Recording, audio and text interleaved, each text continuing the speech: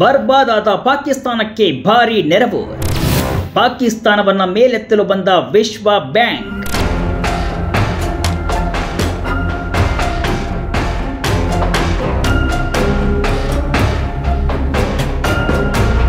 ನಮ್ಮ ನೆರೆ ರಾಷ್ಟ್ರ ಪಾಕಿಸ್ತಾನ ಬರ್ಬಾದಾಗಿರೋದು ನಿಮಗೆ ಗೊತ್ತೇ ಇದೆ.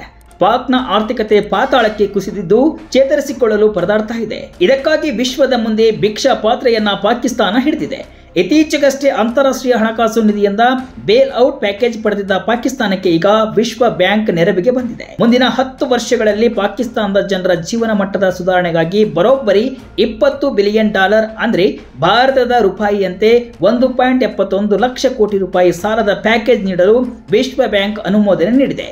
ಈ ಸಾಲದ ಪ್ಯಾಕೇಜ್ ಅನ್ನಾದರೂ ಪಾಕಿಸ್ತಾನ ಸರಿಯಾಗಿ ಬಳಸಿಕೊಳ್ಳುತ್ತಾ ಎಂಬ ಪ್ರಶ್ನೆ ಎಲ್ಲರನ್ನ ಕಾಡ್ತಾ ಇದೆ.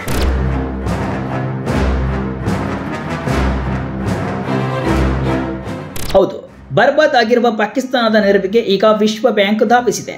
ಪಾಕ್ನ ಜನರ ಜೀವನ ಮಟ್ಟದ ಸುಧಾರಣೆಗಾಗಿ 1.71 ಲಕ್ಷ ಕೋಟಿ ರೂಪಾಯಿ ಸಾಲದ ಪ್ಯಾಕೇಜ್ ಅನ್ನು ನೀಡಲು ಮುಂದಾಗಿದೆ.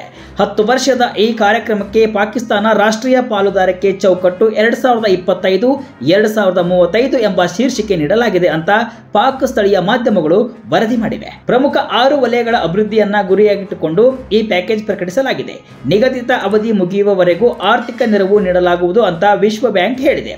ವಿಶ್ವ ಬ್ಯಾಂಕ್ ನೀಡುವ ನೆರವು ಯಾವುದೇ ಕಾರಣಕ್ಕೂ ನಿಲ್ಲುವುದಿಲ್ಲ ಅಂತ ಹೇಳಲಾಗಿದೆ. ದೇಶದಲ್ಲಿ ರಾಜಕೀಯ ಪಕ್ಷಗಳ ಅಧಿಕಾರಾವಧಿ ಬದಲಾವಣೆ ಆದರೂ ಕೂಡ ಈ ಕಾರ್ಯಕ್ರಮಕ್ಕೆ ಆರ್ಥಿಕ ನೆರವು ಸ್ಥಗಿತಗೊಳ್ಳುವುದಿಲ್ಲ. 6 ಕ್ಷೇತ್ರಗಳ ಅಭಿವೃದ್ಧಿಯ ಟಾರ್ಗೆಟ್. ಜನವರಿ 14ರಂದು ವಿಶ್ವ ಬ್ಯಾಂಕ್ನಲ್ಲಿ ಒಪ್ಪಿಗೆ. ಮಕ್ಕಳ ಬೆಳವಣಿಗೆ ಕುಂಠಿತ ತಡೆಗಟ್ಟುವುದು, ಬಡತನ ನಿರ್ಮೂಲನೆ, ಹವಾಮಾನ ಬದಲಾವಣೆ ತಡೆಗಟ್ಟುವಿಕೆ, ಪರಿಸರದಲ್ಲಿ ಇಂಗಾಲ ಪ್ರಮಾಣವನ್ನು ಕಡಿಮೆ ಮಾಡುವುದು, ಸರ್ಕಾರದ ಹಣಕಾಸಿನ ಸ್ಥಿತಿ ವಿಸ್ತರಣೆ ಹಾಗೂ ಉತ್ಪಾದಕತೆ ಹೆಚ್ಚಿಸುವ ದೃಷ್ಟಿಯಲ್ಲಿ ಖಾಸಗಿ ಹೂಡಿಕೆಗೆ ಉತ್ತೇಜನ ನೀಡುವುದು ಈ ಕಾರ್ಯಕ್ರಮದ ಭಾಗವಾಗಿದೆ. ಪಾಕಿಸ್ತಾನದ ಜೊತೆಗಿನ ಈ ಪಾಲುದಾರಿಕೆ ಚೌಕಟ್ಟಿಗೆ ಜನವರಿ 14ರಂದು ವಿಶ್ವ ಬ್ಯಾಂಕ್ನ ಆಡಳಿತ ಮಂಡಳಿಯು ಅಧಿಕೃತವಾಗಿ ಒಪ್ಪಿಗೆಯ ಮುದ್ರೆ ಒತ್ತಲಿದೆ. ಈ ಕಾರ್ಯಕ್ರಮದ ಅಂಗವಾಗಿ ವಿಶ್ವ ಬ್ಯಾಂಕ್ನ ದಕ್ಷಿಣ ಏಷ್ಯಾದ ಉಪಾಧ್ಯಕ್ಷ ಮಾರ್ಟಿನ್ ರೈಸರ್ ಇಸ್ಲಾಮಾಬಾದ್ಗೆ ಭೇಟಿಯನ್ನ ನೀಡಲಿದ್ದಾರೆ.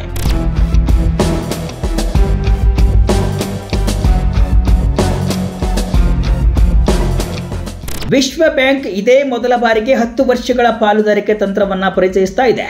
ಈ ಉಪಕ್ರಮಕ್ಕೆ ಪಾಕಿಸ್ತಾನವನ್ನೇ ಮೊದಲ ರಾಷ್ಟ್ರವನ್ನಾಗಿ ವಿಶ್ವ ಬ್ಯಾಂಕ್ ಆಯ್ಕೆ ಮಾಡಿಕೊಂಡಿದ್ದು $20 ಬಿಲಿಯನ್ ಸಾಲದ ಪ್ಯಾಕೇಜ್ ಅನ್ನ ನೀಡ್ತಾ ಇದೆ. ಈ $20 ಬಿಲಿಯನ್ ಮೊತ್ತದ ಸಾಲದ ಪ್ಯಾಕೇಜ್ನಲ್ಲಿ $14 ಬಿಲಿಯನ್ ಅನ್ನ ಇಂಟರ್ ನ್ಯಾಷನಲ್ ಡೆವಲಪ್ಮೆಂಟ್ ಅಸೋಸಿಯೇಷನ್ ನೀಡಲಿದ್ರೆ, ಉಳಿದ $6 ಬಿಲಿಯನ್ ಅನ್ನ inter national bank for reconstruction and development ನಿಂದ $6 ಬಿಲಿಯನ್ ಸಾಲವನ್ನ ನೀಡಲಿದೆ ಅಂತ ತಿಳಿದು ಬಂದಿದೆ. ಪಾಕಿಸ್ತಾನಕ್ಕೆ ಷರತ್ತುಗಳನ್ನು ವಿಧಿಸಿರುವ ವಿಶ್ವ ಬ್ಯಾಂಕ್. ಪಾಕ್ಗೆ ಹೆಚ್ಚುವರಿ $20 ಬಿಲಿಯನ್ ಸಾಲ. ಇನ್ನು ಒಂದಿಷ್ಟು ಷರತ್ತುಗಳನ್ನು ಪಾಕಿಸ್ತಾನಕ್ಕೆ ವಿಧಿಸಲಾಗಿದೆ.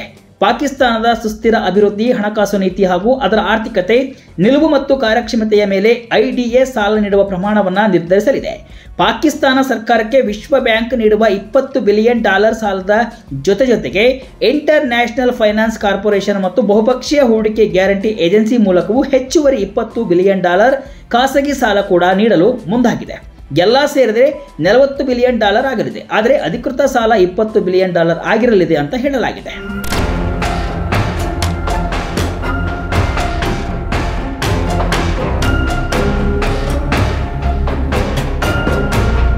ಒಟ್ಟಿನಲ್ಲಿ ಬರ್ಬಾದ್ ಆಗಿರುವ ಪಾಕಿಸ್ತಾನವನ್ನ ಮೇಲೆತ್ತಲು ವಿಶ್ವ ಬ್ಯಾಂಕ್ ಮುಂದಾಗಿದ್ದು $20 ಬಿಲಿಯನ್ ಸಾಲವನ್ನ ನೀಡಲಿದೆ. ಕೆಲ ತಿಂಗಳ ಹಿಂದಷ್ಟೇ IMF ನಿಂದ ಬೇಲ್ ಔಟ್ ಪ್ಯಾಕೇಜ್ ಪಡೆದಿದ್ದ ಪಾಕಿಸ್ತಾನದ ಆರ್ಥಿಕತೆಯಲ್ಲಿ ಯಾವುದೇ ರೀತಿಯ ಬದಲಾವಣೆ ಆಗಿಲ್ಲ. ಈಗ ವಿಶ್ವ ಬ್ಯಾಂಕ್ ನೀಡುತ್ತಿರುವ ಸಾಲವನ್ನಾದರೂ ಪಾಕಿಸ್ತಾನ ಕರೆಕ್ಟ್ ಆಗಿ ಬಳಸಿಕೊಂಡು ತನ್ನ ಪರಿಸ್ಥಿತಿಯನ್ನ ಬದಲಾಯಿಸಿಕೊಳ್ಳುತ್ತಾ ಕಾದು ನೋಡಬೇಕಿದೆ.